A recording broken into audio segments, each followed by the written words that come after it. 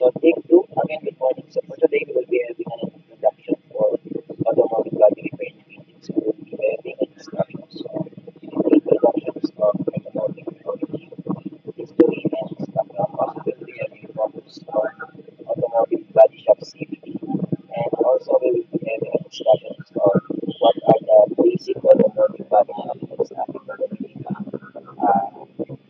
body repair, and also body painting. Also, we'll be having a discussions on what are the common tools na ginagamit for specific tasks. And then later on, I will be presenting the recording of some discussion. Pero for lesson 1 and 2, or unit 1 and 2, I will be having first the discussions and presentations of the lessons.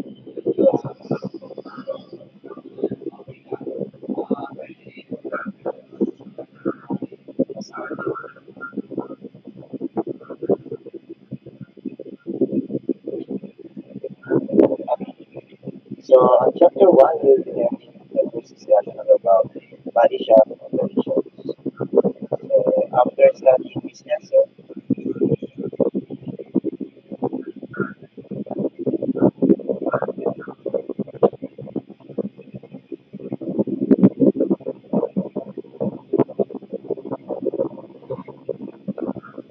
okay, so after studying this lesson or chapter, we must able to outline the history and development of the automotive body. So from reviews, ang ating common body construction syempre is from the typical body construction, and then later on, meron ng body development, which is from heavy going to lightweight. And in house number 2 will also describe the advantages and disadvantages of various types of business ownership. By the way, is my sound audible or medyo malinaw, medyo malakas? Okay, okay lang naman. Okay lang naman sa Yung upload na ako medyo mabilis pa o mabagal, okay na. okay lang. And then number 8, we must able to list several considerations that should be taken into account when planning a collision repair and refinish. First, we will study all about automotive body. So basically, the first successful American automotive was built in 1893 by Charles from the Korea, which is the two bicycle mechanics from Springfield, Massachusetts. So pinagmula yun ang first automobile, okay, or the first car automobile. So it's made up of two bicycle mechanics.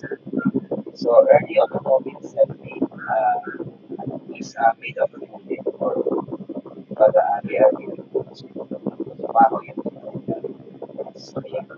The early automobiles have wooden bodies that are almost identical to the four-stroke vehicles of the time. So basically, tulad kasi kung yung mga kalesa kaya ang typical body construction earlier stage or is not speed of. And then in 1910, that is how many years? 1997, 17 years after, more than 600 companies were manufacturing automobiles in the United States. However, most of these companies were extremely small and never produced more than a few cars. And then,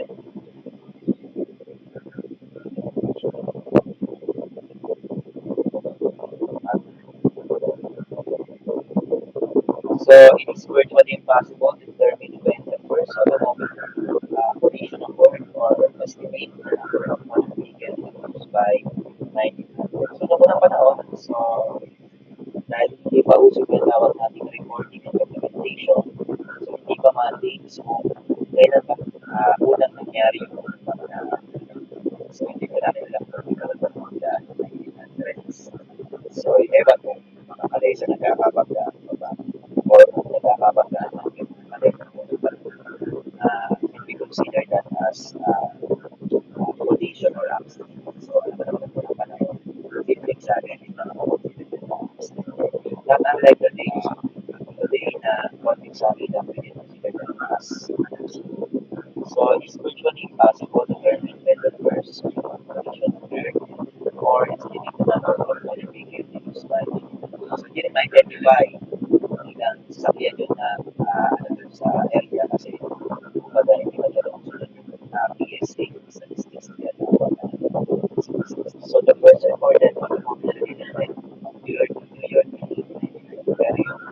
first step, COVID-related was happened in 1999. Although New York was the first state to require vehicle registration in 1901, compulsory registration laws did not go into effect in most states until 1950. So, nagkaroon ng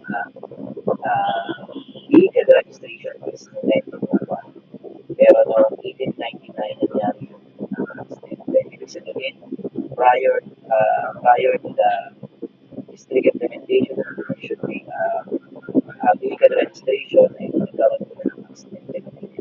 Kaya in 1901, na-required yung vehicle registration.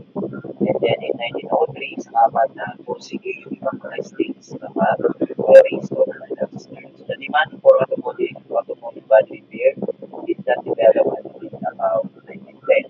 So that is sinasabi ko from 1893 to 1910. So that is 17 years.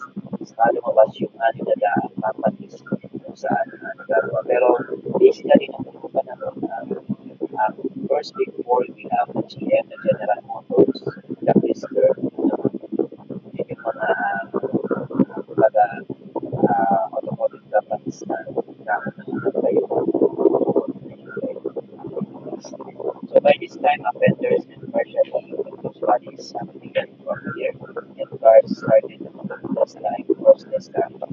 So nung pumasok na yung 1910 sa kapalan na develop yung body, kasi nung unang panahon, nakikita nila parang kalersa, di ba yung parang mga yung laruan na gano'n, na parang rectangle lang, parang nakikita yung parang laka lang na lagyan ng sulat yung mga design ng body. And then parang kasi na yun sa mga kalesa. So although the first automobile those bodies were built by the Fisher brothers in 1902, the design was not universally adopted until 1920. So by 1930, most vehicles were manufactured with the body over steel, and the body and frame were nearly what it was. Always the wood, fabric, glass, and sheet metal used to construct the body shop sometimes weigh more than the other shape frame. So ang pinaka-sheet niya ng mga panahon kagaya ng yung momo is ladder type. So when we say ladder type, ay yung uh, straight and then meron ganun-ganun lang na frame. Construction. So body over frame construction was the standard for most manufacturers in the early 90s. So body over frame, ibig sabihin separate yung body over frame. So not unlike today na most of body construction is about unitized type construction. So when you say unitized, it can be built in use sa Toyota na parang robotics, na yung pinaka-body ng nilabas gumana. So yun yung approach ngayon in terms of body development. The next, several foreign and domestic vehicles produced in 1950s, what I have mentioned earlier, and then which is called the unibody construction.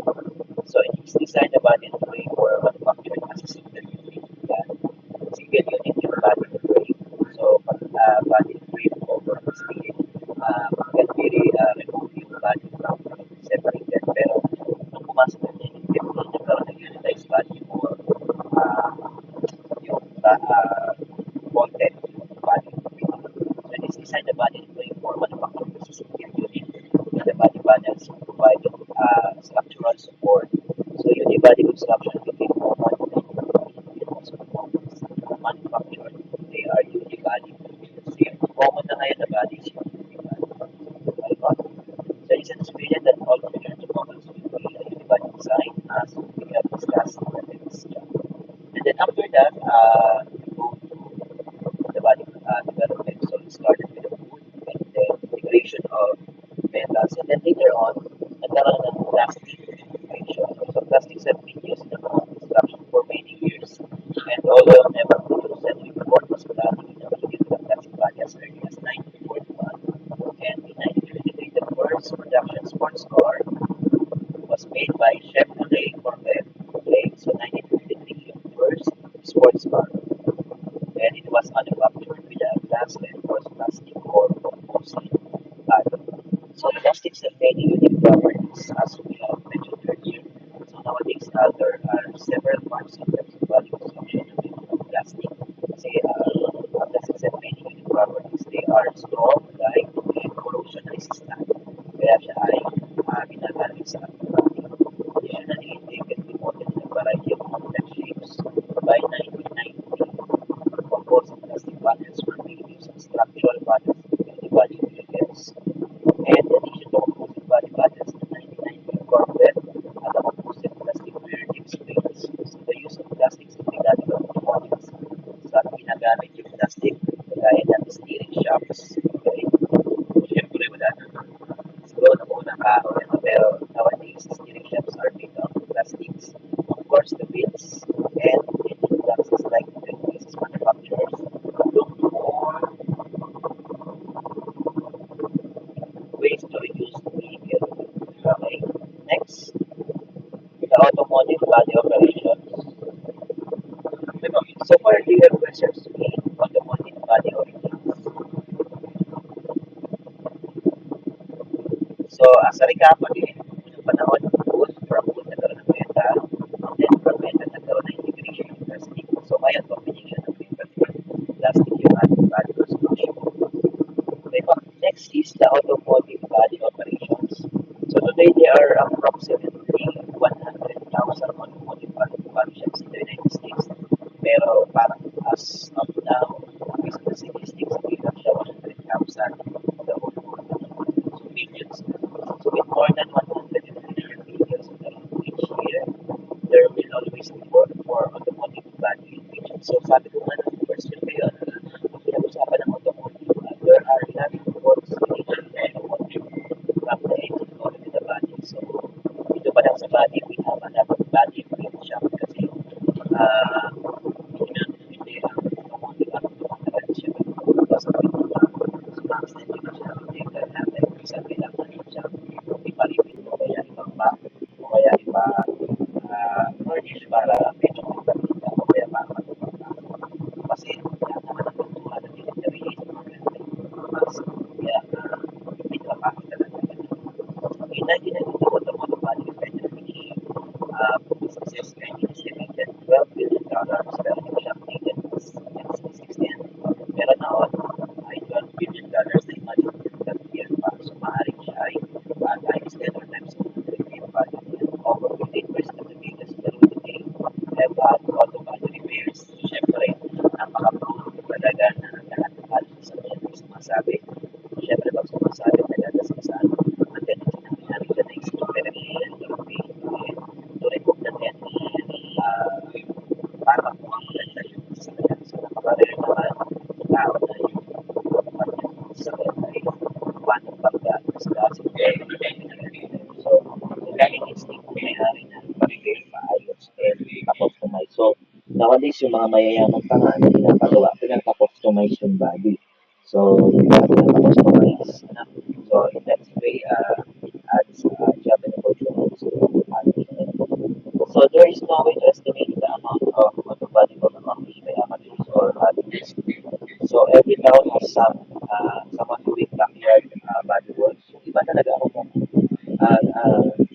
lalo yung mga hindi. Most of the time ay sila rin yung nag-aaral na yung kanilang mga body. Kagaya sa mga motorcycle, so na ginagawa natin sa mga barangays, kanilang mga bahay. May iba, sila yung nagbabody painting. Kasi usually naman nakakabili tayo ng mga tinitimplang pintura kaya most of the time ay napaka-common na yung mga pag-customize ng body ay ginagawa sa mga bahay. Lalo dun sa mga may pilit talaga na maganda at magpaano ng kanilang body. Pero may reminders lang tayo. So during a body repair, so kailangan ma-retain pa rin yung mga drawing order kasi during registration, nire-require pa rin natin mataas na dapat kung ano yung registered order ay yun pa rin yung nakikita sa register. So, ang possible na questions, what if binago ng may-ari yung kulay? Pwede naman, kaya lang during registration ay gagawa ka ng affidavit and then panibagong bayad para sa change of may affidavit. So, there has been a shortage of collision repair technicians for several years. So, of course, sabi ko nga sa inyo, madami sa minahal, so tumataas din ang demand for accidents. Pag tumataas ang sa accidents, so syempre there are tendencies na matang sa inyo. Ano yun, nag-iinom na ibigay doon na. Okay, sorry for the interruption. Noticed. Okay, so there has been a shortage for train condition repetition for several years kasi nga dumami sila yan. Dumami rin yung maintenance ng accident at dumami rin na accident eh.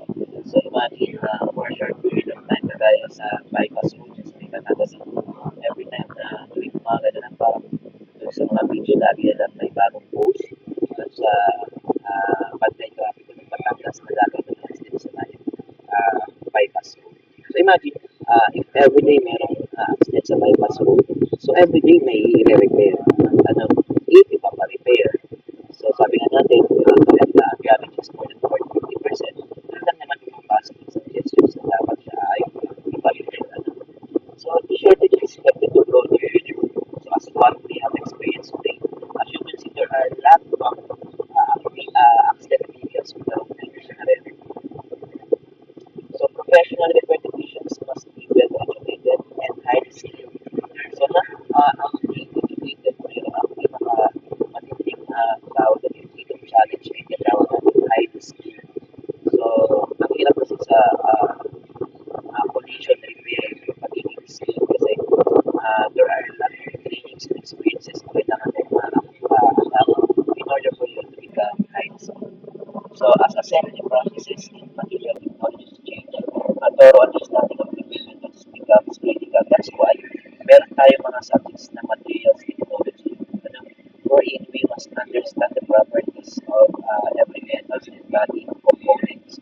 Kaya meron din ganyan tawag na body sheet metal na siyang subject, wherein you should understand the nature of metals and the nature of body constructions working, and incorporate those backgrounds in the repair sections. So true professionals must keep up with advancement in industry and participate in professional associations.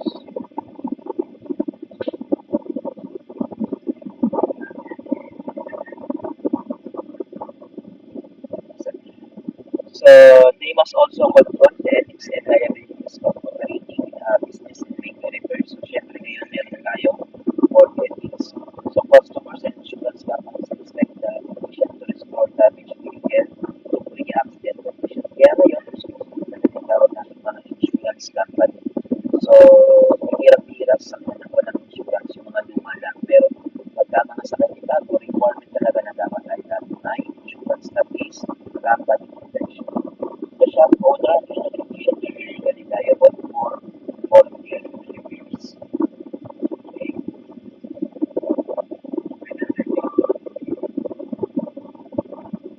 Next is the what we call professional certification. So sabi ko kanina, requirements natin na being bilang automotive is kailangan tayo maging high skill. So in order for us to say na tayo ay highly skilled, sa ibang bansa they are requiring certifications. So in America, many shop owners expect their technicians to be professionally certified, like the National Institute for Automotive Service Excellence, which is the ASEC.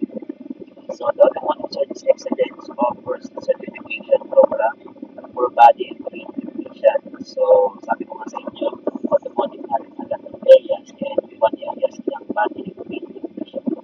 So it's with the certification center you have engine technician. For more information on certification, so you must write to the National Institute for Automotive Excellence. And then, yeah. So sa Amerika naman, sa Pilipinas naman, ang ating certification body is the what we call TESDA. So under TESDA, kailangan nyo kumuha ng NC1, NC2, NC3, at sa may NC3 pa, may NC4 pa, para masabi kayo ay fully certified technician. So, ito management process. Yung iba naman may equivalent na certification. Kasi bawat company ngayon sa Pilipinas, kagaya ng Toyota or Honda, meron silang certification body sa ginagawa. Meron silang trade school wherein they certified their employees and train about certifying on certain specific specialties like body repair and paint. So, educational process, instruction na literature and certificates of achievement are available from international documents on automation repair sa ibang bansa. Pero sa Pilipinas ngayon, sabi sa inyo, we have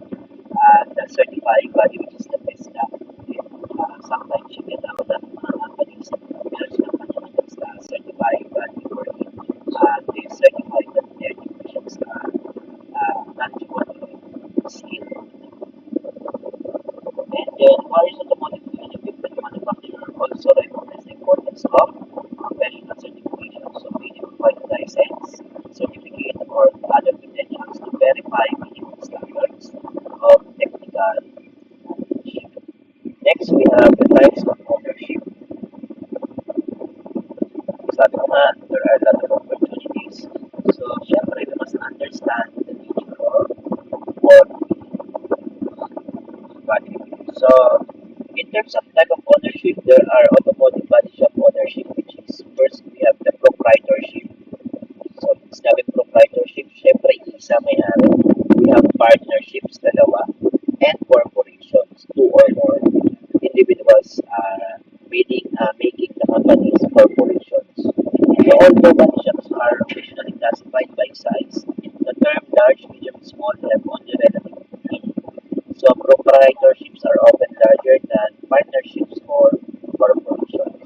So first we have proprietorship. Proprietorship is a company or shop that is owned and operated by one person only.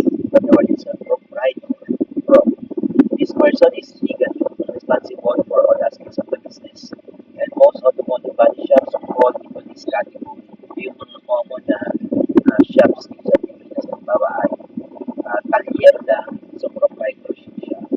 So most automotive shops fall in this category and proprietors can be ranging from small single stage garages to large shops with modules, stalls, and several employees. Yung categorizing proprietorship, syempre meron proprietorships na ang specialties lang ay halimbawa ay under chassis, ang specialties lang ay aircon. Halimbawa meron naman na electrical lang, meron namang engine lang, pero meron din naman na mix lahat available. Merong section na gano'n. Pero we can consider that as proprietorship pa rin kung ang may-ari ay isa. Pero kung ang may-ari ay two or more, so that is corporation. Pero pagka ang may-ari ay dalawang tao, that is part ng ship. Okay?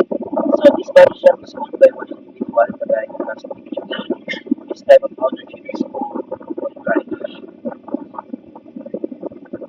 Next. So this is an example of partnership. So it's owned by two or more people. As you can see, we have bad and means. So bad and means. Combination relationship. Sabihin si bad at si Owens. Ay, but si wala bad and Owens. Sila yung may-ari. Okay. Partnership. Again, when we say partnership, it exists between two or more shares the legal responsibilities of operating the shop. So, syempre, pagka nag-undergo kayo ng partnership, kailangan meron kayong uh, legal agreement. So, as a proprietorship grows and expands, a partnership is sometimes needed to operate business. So, we have the first one, we have the independent shop. The term independent shop is used to describe both proprietorships and partnerships. So, this name stems from the characteristics of individual owners who desire some degree of independence in making business decisions. So it has become increasingly difficult for small independent shops to operate with large shops and franchise operations. So the modern shop is a computerized information system, dimensional diagnostic equipment, structural repair system, preparation stations, and spray booths. So large body shops and franchise operations generally have the capital to invest in technology, giving them a competitive advantage over many independent shops. So another independent shops also find it difficult to take advantage for technical training. Many small shops must temporarily close to allow their employees to attend training sessions. Next, corporation. So when we say corporation, it's a business that has many owners. Share of the corporation is own ownership stocks are also sold to register for the investment. Tawag ng iba, investors. Ano? So dito sa corporations, common meron tayong mga investors. Ano? Each share of stock entitles the stockholder to a voice in the corporation. So unlike proprietorship and partnership, stockholders can be made free for all corporation steps. If corporation debts not sufficient assets,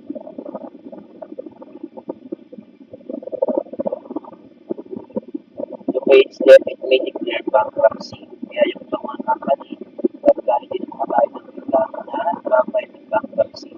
In that way, sila ay nakakasumbay at nababayaran ng utang kasi yung uh, insurance nila ay sakop yung bankruptcy. Kaya kailangan pagka nag-file ng bankruptcy, nila-close na company. Okay? Wala na ba internet? Okay, bumalik ulit. Bumalik May tayo. nata signal. Mahina nga signal.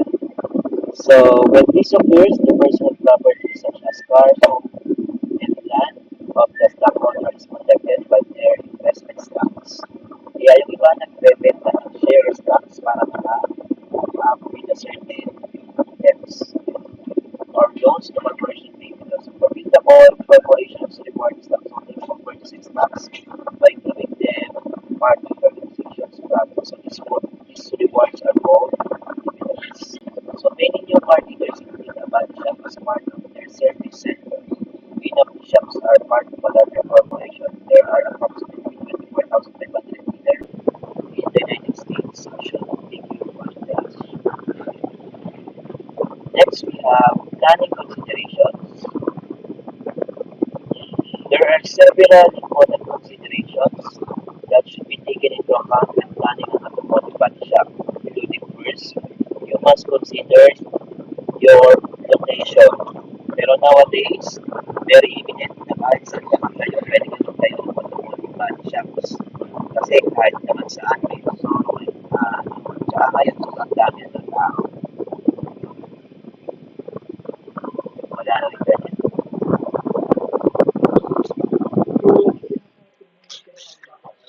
Oh, wala internet. Wala internet.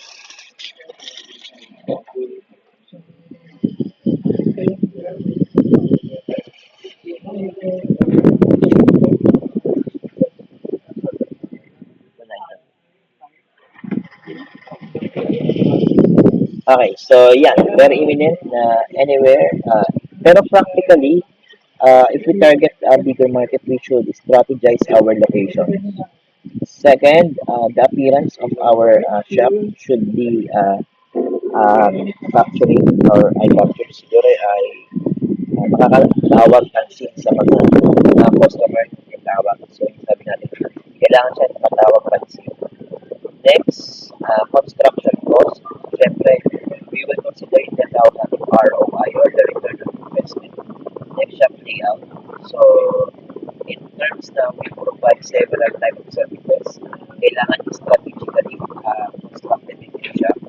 Rent cost. So, we will identify if yung costing ba natin will be treated sa ating needs and demands at saka sa ating expenses. Tax rates is also another consideration. So that's why yung mga investors minsan from ano ba, they are thinking,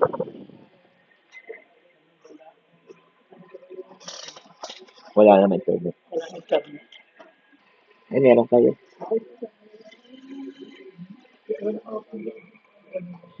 Okay, so nagre-reconnect lagi yung akin.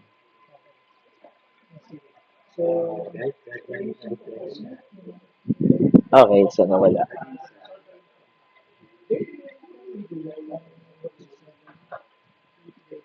And zoning ordinances. So that's why minsan yung ordinances ay factor din. Ano?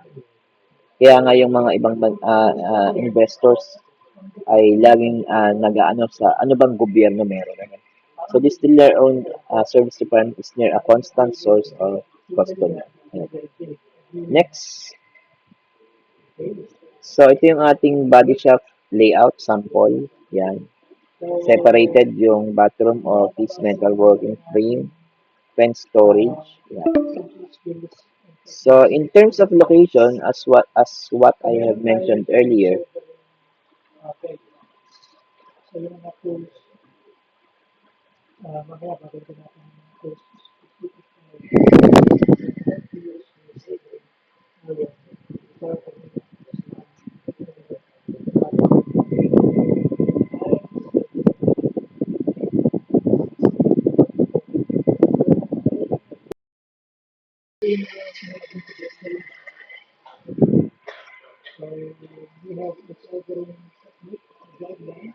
Wala internet.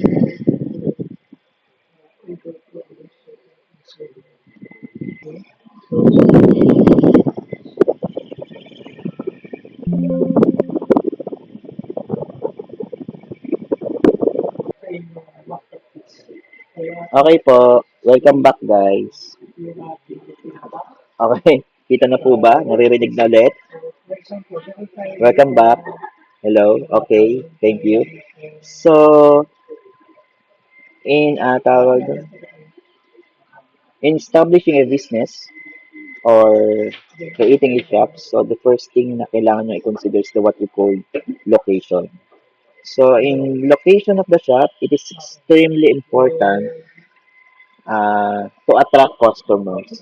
Ano? So, it does little good to advertise your business if it is difficult to reach. Kaya yung iba, ang ginagawa, they are paying talaga for advertisement. Kagaya na lang nung halimbawa, yung Lomi, kunyari nung last time, na salipa kami. So, we are thinking saan kami pwedeng maglomi nung time ng alas 5 ng hapon or alas 6 ng hapon. We search sa Google and then sa FB. So, syempre, ang lalabas doon sa mga FB o kaya sa Google is yung nagbayad ng advertisement. So, nakalagay doon. So, AM Lomi House. So, sinerch namin siya. So, in that way, makikita natin na searchable. So, same with automotive. Halimbawa, ang customer is nearest service bay, automotive service bay. Ano? So, yan. Lalabas yan kung meron kayong advertisement or posting. So, nowadays, social media na ang ginagamit. Ano? So, people must be able, uh, yun, kakang emons na. Ano? Halimbawa, So, people must be able to find your business easily. A highly visible location on or near a major road is desirable. So, kailangan accessible siya. At the same time, madaling mapuntahan. So, ngayon, factor din yung tinatawag nating parking. Halimbawa, pupunta ka sa isang shops or sa isang, halimbawa, sa isang center. Di ba, bago ka pumunta, titingnan mo muna kung may dala kang sakyan, may parking ba? Kasi napakahirap pumunta sa isang establishment or lugar na walang parking. Kasi uso na ngayon tinatawag nating towing. Uso na yung clamping. So, nung una kasi hindi naman uso yung mga clamping. Kaya ngayon, big factor yung parking. So, a highly visible location near a major road is desirable. Also, automotive body shops located in a close to a new car dealerships have the advantage of being near a source of customers. Next, another factor to attract customers yung appearance. So the appearance of the automotive body shop and its personnel is often more important to customers than location. Ano? So, syempre, paano ko makaka-attract ng customers kung ang pangit ng mga product at saka yung mismo shop, ang dumi at saka not organized. So, a clean, wealthy facility with adequate parking will attract customers. Kaya ngayon, uso na yung tinatawag nating customer lunch. So, halos lahat na yata ng ay may customer lunch. Honda, Toyota, anywhere, basta nagpa-service bay ka, laging may customer lunch. So, hindi kasi na ngayon ina-allowed na ang customers ay roaming around the shops while you are working. So, for their safety and for your safety also. So, neat, well-groomed personnel project an image of competence. Uniforms also help provide a professional appearance. Also, for identifying which persons is involved in the operations and which operations is involved on the management. So, a reputation as a dependable, competent professional shop will keep customers coming back. Next, another factor is the what we call construction cost. The cost of an auto body shop work vary greatly. Construction costs will depend on property cost, building type and size, and local codes. That's why nowadays medyo mahirap magtayo ng business. Kasi marami ngayong itseburetso sa permits. Una, bago ka makapagtayo ng building, kailangan may building permit. So, syempre, yung building permit, meron din siya requirements. Ano, construction cost will depends on property cost, building types, and local codes. Yung local codes natin, ano ba siya? Tag ba siya as urban or rural area? Ano, commercial or not commercial area? So, iba yung computation. Desirable commercial property in a high traffic area is costly, of course, and make certain that there is sufficient property for storage, parking, and expansion. So, one requirement that you should provide parking, especially kung you will entertain several customers. Next, we have shop layout. Shop layout or the floor plan will vary with the type of ownership, the anticipated need of the owners, and the physical size of the facility. As is illustrated in Figure 1-4, ito yung ating sample shop layout. So there are 6 areas in a typical automotive body shop. We have office, storage, working area, sanding taping area, painting, and make ready area. So this is a shop layout for body repair and painting. Ano? Separate yung sanding, separate yung painting, separate yung metal, separate yung frame, and then meron tayong storage. Okay po? Next, we have office area. So a clean, well-equipped office area is an important part of any body shop. So to maintain an efficient, profitable business, accurate records must be kept and estimated must be carefully calculated. So in addition to miscellaneous supplies, the body shop office should be equipped with estimate forms, repair order forms, and receipt book. So these items are generally designed specifically for automotive body business. So current shop publications, catalogs, manuals, and part price lists are essential for accurate ordering and proper repair procedures. So the use of computers in the body shops, okay, nawawala na ulit ang ating internet. So later on, I will be posting naman yung recording.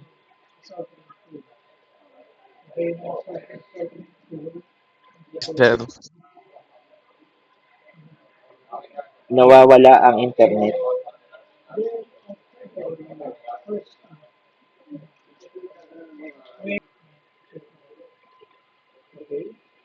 Okay.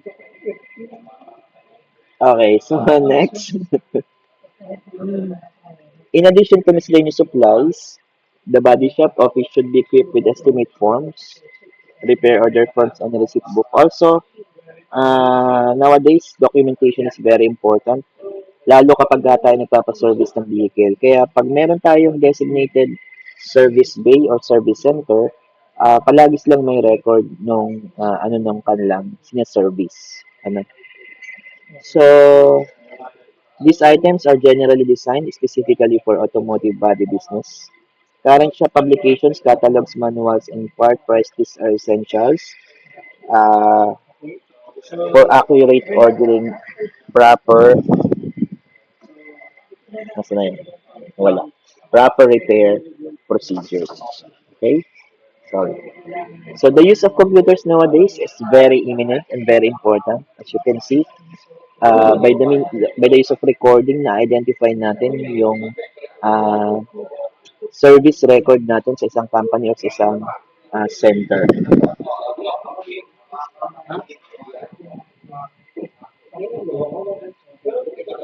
The use of computers is very important. So various programs are available that store and retrieve shop-related information.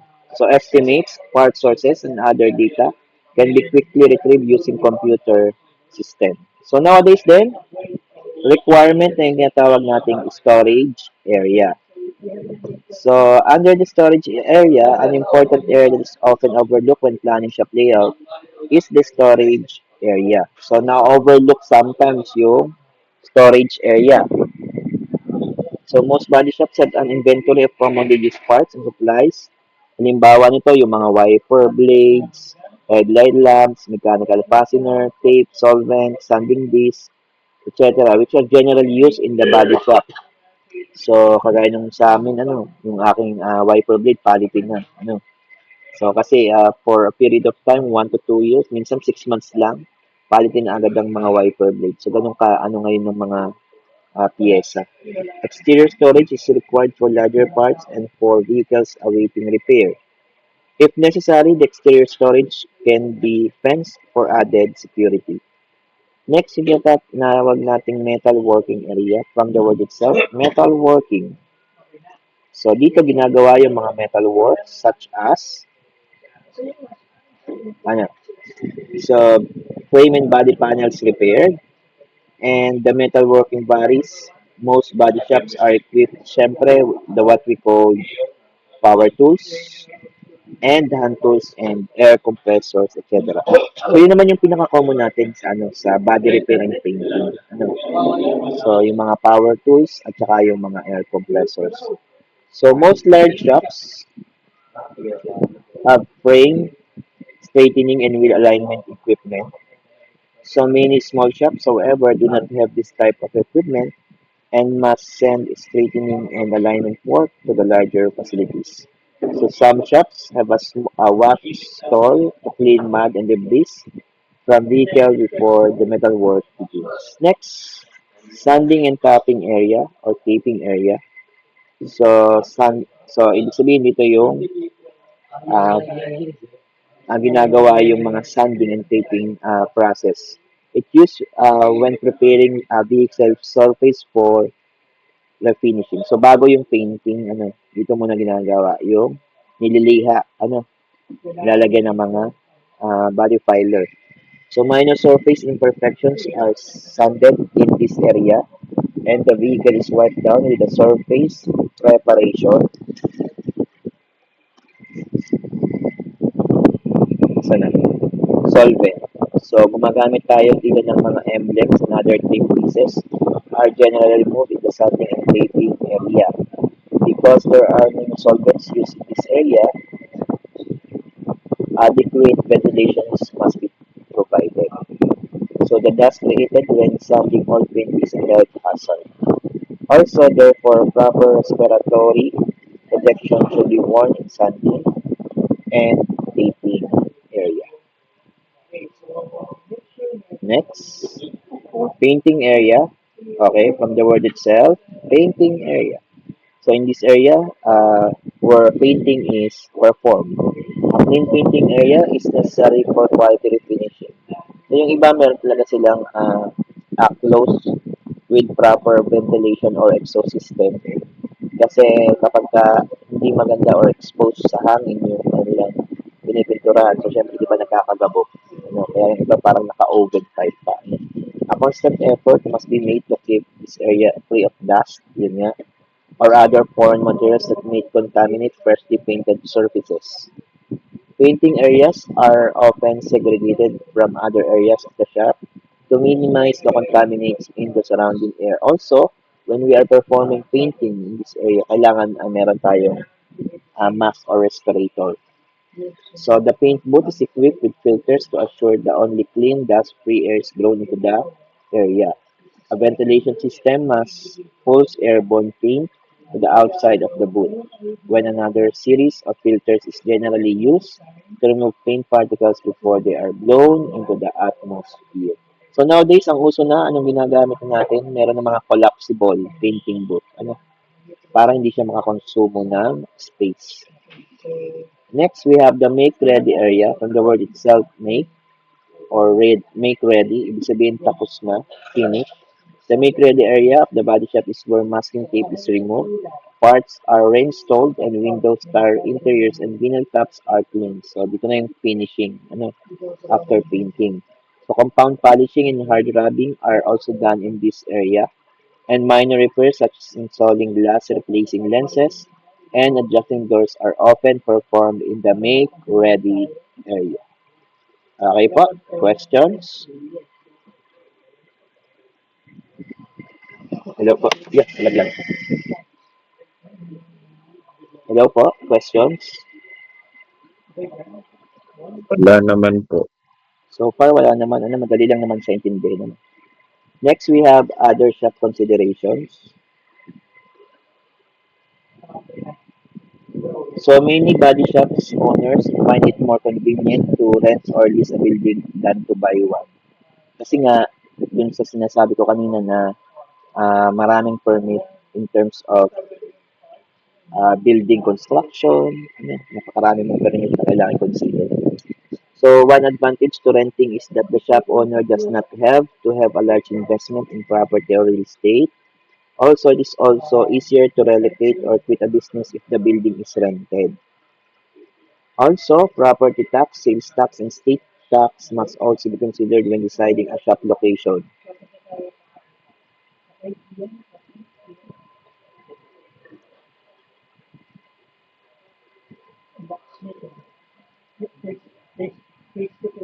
And varies on methods of assessing taxes. So newly developed areas may have higher property taxes than older well-established areas. So most communities have zoning ordinances that limit the type of businesses allowed in a particular area or zone. In many cities, automotive body shops are allowed only in commercial or industrial zone. If necessary, a shop must acquire a sales tax permit number, and in some states, wholesalers will not sell a wholesale price unless a sales tax permit number is provided. So sa Philippines naman, kahit naman ano, nagbibigay pa rin sila ng discounts. Some states and communities require body shops to obtain business or occupational license. Fire department permits are often required for business storing, using or producing flammable or toxic materials. So if a shop employs one or more people, federal income tax, employment tax, and social security tax must be deducted from the paychecks. Okay po? So, and then summary. So, we have discuss yung summary. Okay, and then we have chapter 18. So, siguro ito ay ibigay ko na lang as activity pag tayo ay nag-face to face. Okay po? May question sa chapter 1? May question po? So, i-stop ko yung recording pag bago Nothing much mag-record. po.